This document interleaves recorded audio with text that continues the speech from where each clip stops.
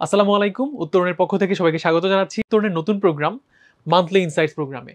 এই প্রোগ্রামটিতে আমরা কথা বলবো গত মাসে ঘটে যাওয়া আন্তর্জাতিক কিংবা দেশীয় যে কোনো খবরাখবর হতে পারে, অর্থনীতি, রাজনীতি, সংস্কৃতি, শিল্প ইত্যাদি বিষয়াদি নিয়ে আমরা একটু আলোচনা করব। বিশেষ করে ঘটনাবহুল যেই সময়টা ছিল বা প্রতি মাসেই যে অনেক সিগনিফিকেন্ট ঘটনা ঘটে থাকে তার বিশ্লেষণ করব এবং ফ্যাকচুয়াল অ্যানালিসিসটা আমরা করব, এবং সেটা করব একটা প্রেক্ষাপট থেকে, একটা প্যারামিটার ধরে। সেটা হচ্ছে বাংলাদেশ সিভিল সার্ভিসের যে এক্সপিরিয়েন্স যারা আছেন, এমনকি সাধারণ দর্শক যারা আছেন, তারাও যেন নতুন কিছু জানতে পারেন, নতুন একটা ফ্রেম ধরে আসলে কি কি প্রশ্ন হতে পারে বা কোন বিষয়গুলো আমাদের জানাটা ম্যান্ডেটরি একজন সিটিজেন হিসেবে। তো চলুন কথা না বাড়িয়ে আমরা প্রথমেই শুরু করি। আমাদের সামনে যেই টপিকটা আছে, পানামা খালের নিয়ন্ত্রণ, ট্রাম্পের কৌশলগত বিজয়। আচ্ছা, পানামা খাল সম্পর্কে আলোচনা করার আগে আমরা শুরুটা একটু জেনে নিই। যেহেতু মোটামুটি আমরা সবাই জানি যে 51 মাইল বা 82 কিলোমিটার এর মতো লম্বা এই পানামা ক্যানেল বৈশ্বিক বাণিজ্যে অত্যন্ত সিগনিফিক্যান্ট। কারণ এর মাঝখান দিয়ে বা এই ক্যানেল দিয়ে হাজার হাজার বাণিজ্যিক শিপ মানে কন্টিনিউয়াসলি আসলে আসা যাওয়া করছে। তো এখন এই পানামা ক্যানেলের আসলে যাত্রাটা শুরু হয়েছিল কবে? যাত্রা শুরু অনেক আগে, 1900 সালের শুরুর দিকে এই পানামা খাল খনন করা হয়। তারপর থেকে ধীরে ধীরে একটা লম্বা সময় পর্যন্ত 1977-এর দিক পর্যন্ত আসলে যুক্তরাষ্ট্রের নিয়ন্ত্রণাধীন এটা ছিল। তারপর থেকে পানামা ক্যানেলের নিয়ন্ত্রণটা আসলে সিকোয়েন্সিয়ালি ছেড়ে দেওয়ার জন্য প্রস্তাব উঠেছিল। ফলশ্রুতিতে দেখা যায় 1999 সালের দিকে এসে কনসিকুয়েন্সিয়ালি আসলে পানামার হাতে এই ক্যানেলের সম্পূর্ণ নিয়ন্ত্রণ চলে আসে। তো এই পানামা ক্যানেল এখন কেন বেশি প্রাসঙ্গিক হয়ে উঠেছে? কারণ বর্তমান সময়টাতে এসে ইউএস এর বর্তমান প্রেসিডেন্ট ট্রাম্প তিনি ঘোষণা দিয়েছেন যে পানামার নিয়ন্ত্রণটা তিনি আবার নিয়ে নেওয়ার চেষ্টা করবেন, এবং একই সঙ্গে গ্রিনল্যান্ডও এখানে প্রাসঙ্গিকভাবে উঠে এসেছে। গ্রিনল্যান্ড এবং পানামা দুটোই ভূ রাজনৈতিকভাবে অত্যন্ত গুরুত্বপূর্ণ দুইটা লোকেশন। বিশেষ করে বৈশ্বিক ট্রেডের পয়েন্ট অফ ভিউ থেকে আপনারা যে ক্যানেলের একটা চিত্র এখানে দেখতে পাচ্ছেন, এবং একই সঙ্গে আপনাদেরকে জানিয়ে রাখি পানামা ক্যানেল হচ্ছে আটলান্টিক মহাসাগর এবং প্রশান্ত মহাসাগর, এই দুটি মহাসাগরকে সংযুক্ত করেছে। এই 82 কিলোমিটার লম্বা এই ক্যানেলটির মাধ্যমে বিশ্ব বাণিজ্যের একটা বড় অংশ কিন্তু নিয়ন্ত্রিত হয়ে থাকে। তো গ্লোবাল ট্রেড, কমার্স যেখানে যারা কন্ট্রোল করে, তাদের বৈশ্বিক রাজনীতিতে একটা বড় ইনফ্লুয়েন্স কিন্তু থেকে থাকে। তো এই প্রেক্ষাপট থেকে ট্রাম্প চাচ্ছে একই সঙ্গে গ্রিনল্যান্ড এবং পানামা ক্যানেল এই দুটোর নিয়ন্ত্রণ আবার নতুন করে নিয়ে নিতে। তো বিগত বছরগুলোতে যেমন ইউএস এর নিয়ন্ত্রণেই পানামা ক্যানেল ছিল, কিন্তু পরবর্তীতে এসে পানামার হাতে ছেড়ে দেওয়াতে তাদের ভূরাজনৈতিক কিছু চ্যালেঞ্জের মুখোমুখি তারা এখন হচ্ছে বলে মনে করছে ট্রাম্প প্রশাসন। তো এই প্রেক্ষাপট থেকে আসলে আবারও পানামা ক্যানেলটা প্রাসঙ্গিক হয়ে উঠেছে। তো এখন প্রশ্ন হচ্ছে, বিসিএস এর অ্যাসপিরেন্ট যারা আছেন তাদের আসলে কি কি বিষয় এখান থেকে নোট ডাউন করতে হবে। দেখুন, প্রশ্ন হতে পারে যে পানামা খাল কোন দুটি মহাসাগরকে সংযুক্ত করেছে। তো চিত্র দেখতে পাচ্ছেন, এপাশে আছে প্যাসিফিক ওশান এবং এপাশে আছে আটলান্টিক ওশান। এই দুটো মহাসাগরকে সংযুক্ত করেছে আটলান্টিক পানামা ক্যানেলটা। তো এই ক্যানেলটা বৈশ্বিক বাণিজ্যে অবশ্যই অনেক বেশি গুরুত্বপূর্ণ, আমরা অলরেডি জানলাম। প্রশ্ন হতে পারে পানামা ক্যানেলের লেংথটা আসলে কতটুকু। আমরা অলরেডি বলেছি 51 মাইল বা 82 কিলোমিটার এটার লেংথ। এবং হচ্ছে পানামা খালের নিয়ন্ত্রণ সর্বশেষ কবে, আমরা যদি একটু লিখি, নিয়ন্ত্রণটা কবে ইউএসএ ছাড়ে, নিয়ন্ত্রণ কবে ইউএসএ হস্তান্তর করে, এটা একটা প্রশ্ন হতে পারে। হস্তান্তর করে এমন প্রশ্ন হতে পারে। তো এইরকম বিভিন্ন পয়েন্ট অফ ভিউ থেকে আমাদেরকে কিন্তু সিভিল সার্ভিসের জন্য প্রস্তুতিটা নিতে হবে। Are written point of view থেকে যদি একটু বলি, পানামা খালের ভূরাজনৈতিক গুরুত্ব কতটুকু, অথবা ইউএসএ পানামা খালের নিয়ন্ত্রণ ছেড়ে দেয় তাদের কি কি চ্যালেঞ্জের মুখোমুখি হতে হচ্ছে, বিশ্ব বাণিজ্যের নিয়ন্ত্রণে পানামা খালের গুরুত্ব নিয়েও কিন্তু প্রশ্ন ইন্টারন্যাশনালে চলে আসতে পারে। তো এই পর্যায়ে আমরা দেখব হাতি কূটনীতি বা এলিফ্যান্ট ডিপ্লোম্যাসি, যেটা রাশিয়া মিয়ানমার প্রসঙ্গে আসলে অনেক গুরুত্বপূর্ণ হয়ে ধরা দিয়েছে।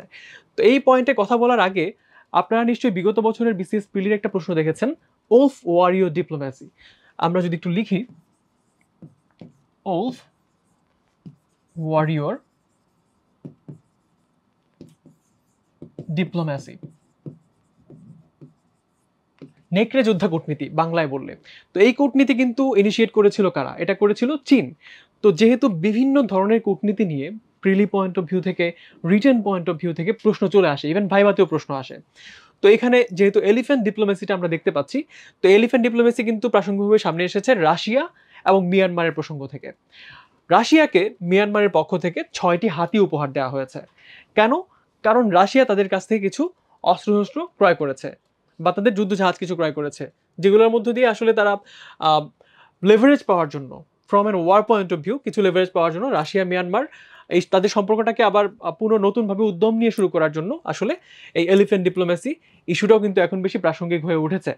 তার মাঝখানে আপনাদের জানিয়ে রাখি এর আগেও কিন্তু আসলে বেশ কিছু ইস্যু 2018 সালের দিকে 2018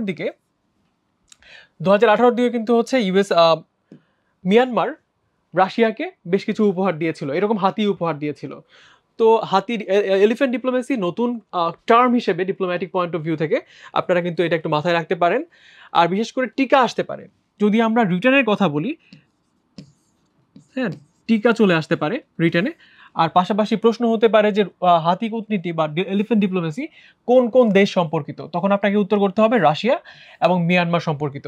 যদি প্রশ্ন হয় এলিফ্যান্ট ডিপ্লোমেসি কারা করেছিল, আপনাকে উত্তর দিতে হবে মিয়ানমার। ঠিক আছে, তো এইভাবে কিন্তু আমরা আপনাদের প্রস্তুতিটা আপনারা নিতে পারেন। তারপর দেখতে পাচ্ছি আন্তর্জাতিক এআই সনদ, আর্টিফিশিয়াল ইন্টেলিজেন্স। বর্তমান সময়ে আমরা বিজ্ঞান এবং প্রযুক্তির পয়েন্ট অফ ভিউ থেকে যদি কথা বলি, মানুষের চিন্তাভাবনা, মানুষের কাজকর্ম, অফিস ম্যানেজমেন্ট বা আপনি ক্রিয়েটিভ কতটুকু হতে পারেন, বিভিন্ন জায়গায় ইন্টারলিঙ্ক একটা টপিক হচ্ছে আর্টিফিশিয়াল ইন্টেলিজেন্স। আমাদের কাজকে যেমন করে সহজ করে দিচ্ছে, পাশাপাশি এই আর্টিফিশিয়াল ইন্টেলিজেন্স কিন্তু এখন অনেক চ্যালেঞ্জও নিয়ে আসছে আমাদের মাঝখানে। দেখুন, যখন আমরা আস্তে আস্তে অটোমেটেড হচ্ছে অফিসগুলো বা কাজকর্ম এআই ডিপেন্ডেন্ট হয়ে যাচ্ছে, এর ফলশ্রুতিতে সাধারণ কর্মী যারা আছে তাদের কিন্তু জব অপরচুনিটি কমে যাওয়ার সম্ভাবনা আছে।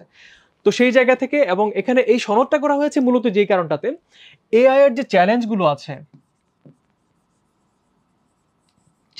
আছে সেই চ্যালেঞ্জগুলোকে অ্যাড্রেস করার উদ্দেশ্যে বৈশ্বিকভাবে বিশ্বের অনেকগুলো দেশ মিলে একটা চার্টার ক্রিয়েট করেছে যে আমরা আর্টিফিশিয়াল ইন্টেলিজেন্স যখন ব্যবহার করব এর কিছু প্রিন্সিপাল আমরা মেনটেন করব, যেই প্রিন্সিপালগুলো মেনটেন করার মাধ্যমে এআইটাকে টু আ সার্টেন লেভেল আমরা ঠিক কতটুকু পর্যন্ত এআই ইউজ করব এবং কোন কোন ক্ষেত্রে ব্যবহার করব এবং কোথায় ব্যবহার করব না, এই ব্যাপারটাকে সুনির্দিষ্ট করা হয়েছে, ক্লাসিফাই করা হয়েছে। তো যেহেতু আমরা জানি যে প্রযুক্তির সমতা এবং প্রবেশাধিকার, অ্যাক্সেসিবিলিটি এবং ইকুইটি, এই দুটো জিনিস এনশিওর করার জন্য বৈশ্বিকভাবে প্যারিসে কিন্তু একটা সম্মেলন হয়েছিল। সেই সম্মেলন থেকে এই এআই চার্টারের আসলে সামনে উপস্থাপন হওয়ার বিষয়টা আসে। তো এখন প্রশ্ন হতে পারে, দেখতেই পাচ্ছেন এই সামিটটি কোথায় হয়েছিল। এআই চার্টারের জন্য যে সামিটটি হয়েছিল সেটি হয়েছিল ফ্রান্সের প্যারিসে। তো আপনার বিসিএস এর প্রিলি পয়েন্ট অফ ভিউ থেকে আপনি এই উত্তরটা করতে পারেন। তারপরে প্রশ্ন হতে পারে এআই সনদ, এটার উদ্দেশ্য কি আসলে। উদ্দেশ্য যদি প্রশ্ন হয় তাহলে আপনার উত্তর হবে প্রযুক্তির সমতা এবং প্রবেশাধিকার নিশ্চিত করার উদ্দেশ্যে এই সনদ গ্লোবালি সামনে আনা হয়েছে। তো এই ছিল এআই সনদ সম্পর্কিত আলোচনা। তারপরে আমরা দেখব স্টারলিংক। স্টারলিংক বর্তমান প্রেক্ষাপটে অত্যন্ত গুরুত্বপূর্ণ একটা প্রযুক্তি। কেন? কারণ বর্তমানে আমরা নিশ্চয়ই সবাই জানি ইন্টারনেটের কানেক্টিভিটিটা মোস্টলি ডিপেন্ড করে সাবমেরিন কেবলের উপর। সাবমেরিন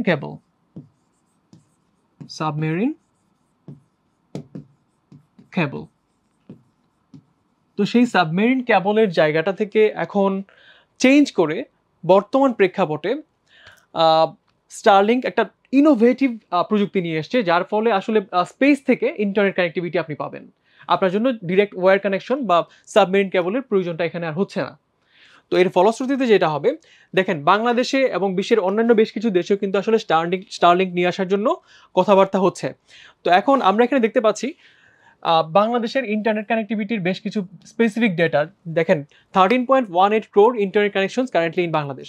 বাংলাদেশে 13.18 কোটি মানুষ ইন্টারনেট কানেক্টিভিটি বা ইন্টারনেট কানেকশনটা ইউজ করছে। এর মধ্যে আছে 1.25 ব্রডব্যান্ড ইন্টারনেট কানেকশনস।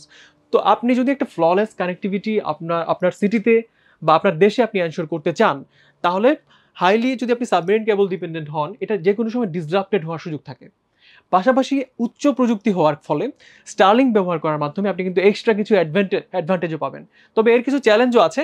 চ্যালেঞ্জ হচ্ছে স্টারলিংক প্রযুক্তিটা অত্যন্ত ব্যয়বহুল, যেটা আসলে বহন করার মতো ক্যাপাসিটি বাংলাদেশের মতো কান্ট্রির আছে কিনা এটা নিয়ে আবারও চিন্তা করার আমাদের সুযোগ আছে।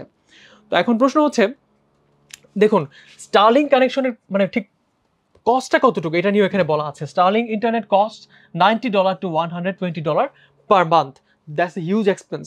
এর পাশাপাশি স্টারলিংক কিন্তু প্রায় 2 বছর ধরেই বাংলাদেশে প্রবেশ করার কিন্তু চেষ্টা করছে। এখানে আপনাদেরকে জানিয়ে রাখি, ভেরি রিসেন্টলি আমাদের মাননীয় প্রধান উপদেষ্টা সম্প্রতি ইলন মাস্কের সঙ্গে কথা বলেছেন, যিনি হচ্ছে স্টারলিংকের প্রতিষ্ঠাতা।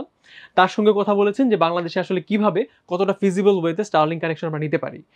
তো এই প্রেক্ষাপটে এসে আপনাদের বাংলাদেশ সিভিল সার্ভিসের প্রস্তুতির পয়েন্ট অফ ভিউ থেকেও বিজ্ঞান প্রযুক্তি বা কম্পিউটার পার্টটার জন্য বেশি ইম্পর্টেন্ট একটা টপিক। এখান থেকে স্টারলিং সম্পর্কিত টিকা আসতে পারে, এর পাশাপাশি চলে আসতে পারে যে বাংলাদেশে স্টারলিং কানেকশন আনার সুবিধা কি হবে বা চ্যালেঞ্জগুলো কি কি, এই সম্পর্কিত টপিক বা ইস্যুজ নিয়ে কিন্তু আমাদের ভালো প্রস্তুতি রাখা লাগবে। তারপর দেখছি আমরা স্বাধীনতা পদক 2025। তো এই স্বাধীনতা পদক হচ্ছে বাংলাদেশের রাষ্ট্রীয় যেই সম্মাননাগুলো আছে তার মধ্যে হাইয়েস্ট বা পিক যেই পদকটা, সর্বোচ্চ পদক, সেটা হচ্ছে আমাদের স্বাধীনতা পদক। তো রিসেন্টলি বেশ কিছু কারণে স্বাধীনতা পদক আবারও আমাদের সামনে এসছে। এখন দেখেন, মোস্ট ইম্পর্টেন্টলি এখানে যদি বলি, দেখতেই পাচ্ছেন স্বাধীনতা পদক 2025 প্রদান এবং শহীদ প্রেসিডেন্ট জিয়াউর রহমানকে কিন্তু তার যে মরণোত্তর স্বাধীনতা পদক প্রদান করা হয়েছিল সেটা বাতিল করা হয়েছিল। সেই বাতিলের সিদ্ধান্তটা কিন্তু রহিতকরণ করা হয়েছে। প্রশ্ন হতে পারে, কার আসলে স্বাধীনতা পদক যে রহিত করা হয়েছিল সেটা আবার রিইনস্টেট করা হয়েছে কার? তখন উত্তর হবে আপনার শহীদ প্রেসিডেন্ট জিয়াউর রহমান।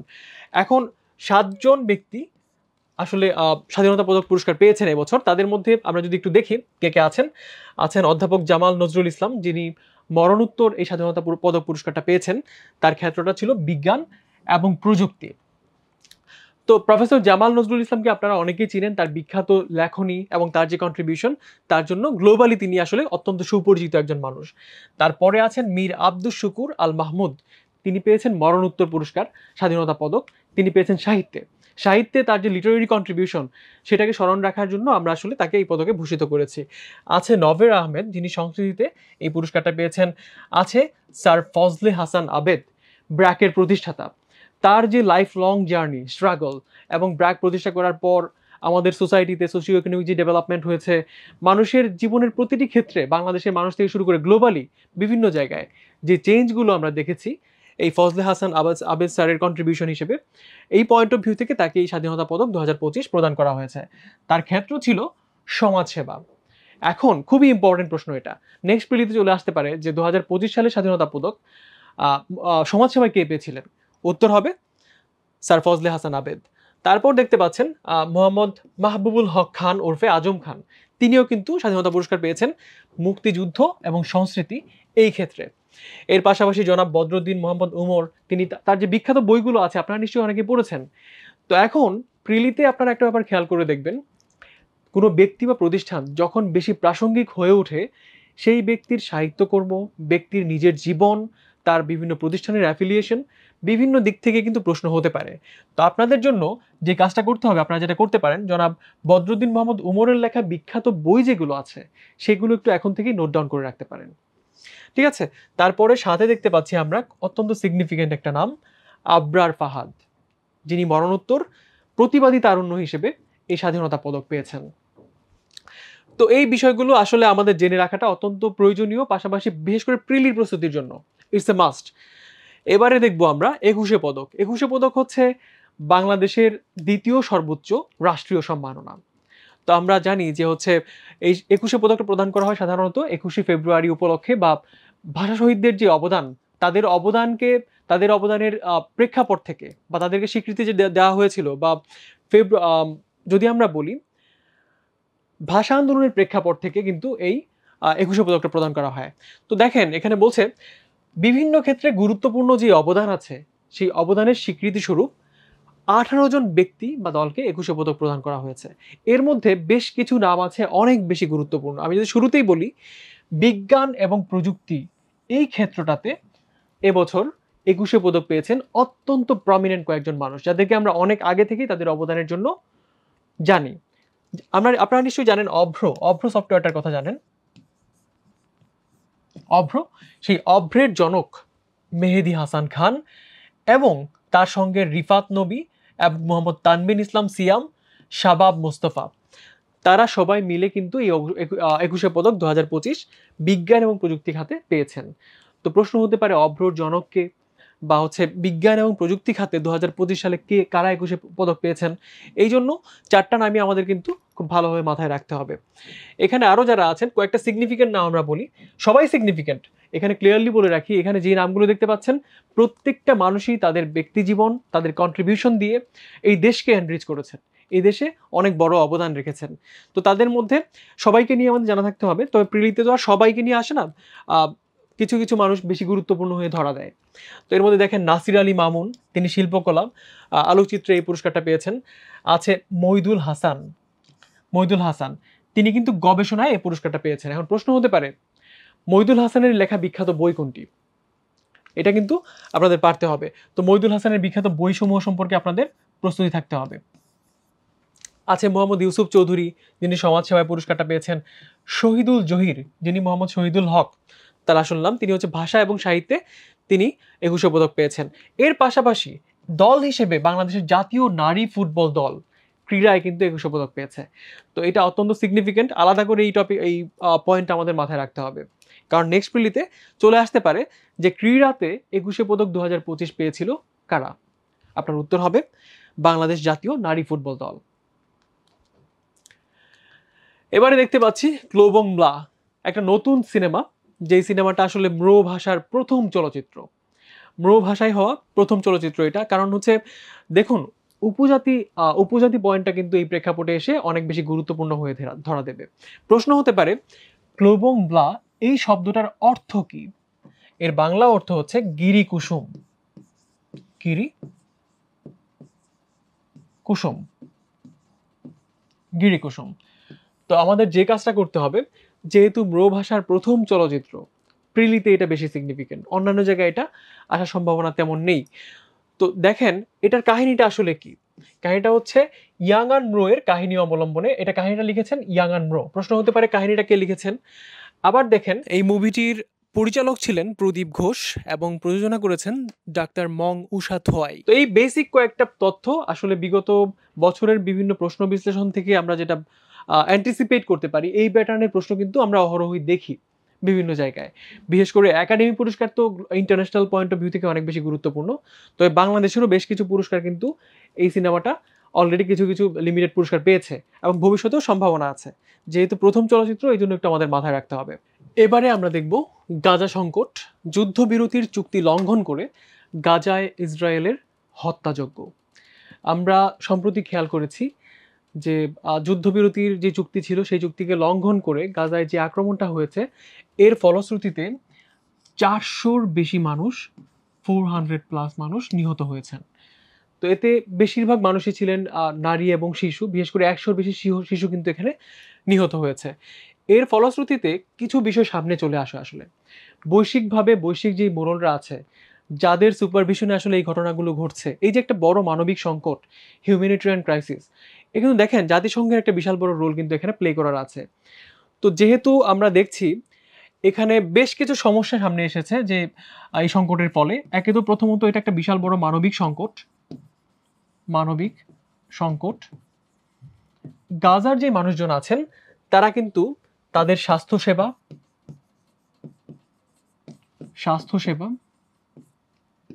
খাদ্য নিরাপত্তা,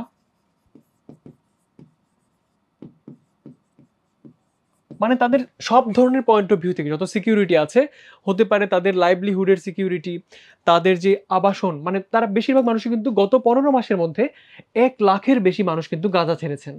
এর মধ্যে গাজার যে ইন্টারনাল স্ট্যাটিস্টিক্স আছে তাদের পরিসংখ্যান অনুযায়ী জানা যায় যে হিউজ সংখ্যক মানুষ, যেহেতু হচ্ছে বেশিরভাগ নারী এবং শিশু আক্রমণের শিকার হচ্ছেন, এর ফলশ্রুতিতে বৈশ্বিকভাবে যে এজেন্সিগুলো, ইউনিসেফ থেকে শুরু করে অন্যান্য যে হিউম্যানিটেরিয়ান ক্রাইসিস নিয়ে যারা কাজ করে, তারা কিন্তু ব্যাপক খাদ্য সংকটের কথাও কিন্তু বারবার বলছেন।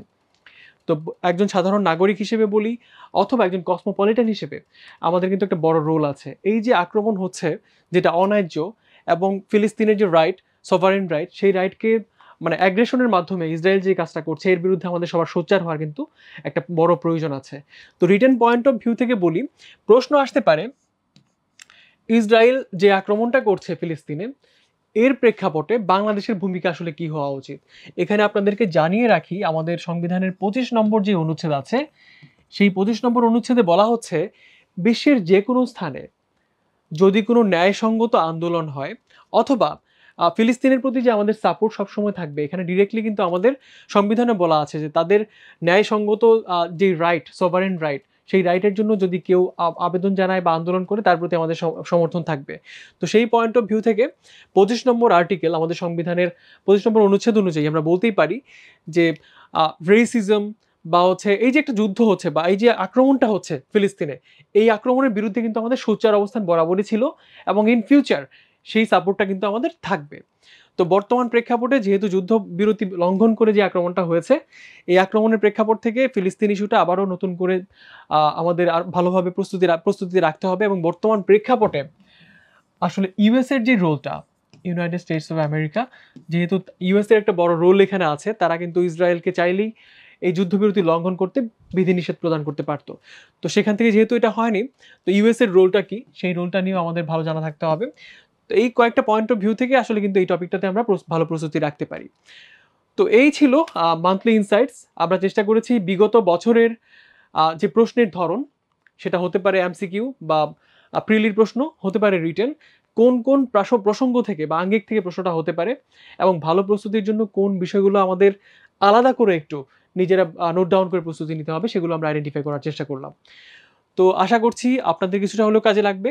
আর উত্তরণের অন্যান্য কন্টেন্ট সম্পর্কে আপনারা সাপোর্ট পেতে পারেন উত্তরণের যে ফেসবুক পেজটি আছে, সেই পেজটি থেকে আছে একটি ফেসবুক গ্রুপ, পাশাপাশি ইউটিউব চ্যানেলেও অনেক অনেক হাজার হাজার কন্টেন্ট আছে হোয়াটসঅ্যাপ থেকেও বিভিন্ন সাপোর্ট আপনারা পেতে পারেন। তো এই ছিল আজকের সেশনটি বা আজকের মান্থলি ইনসাইটস। সবার জন্য অনেক অনেক শুভকামনা থাকবে, ভালো থাকবেন সবাই। আসসালামু আলাইকুম।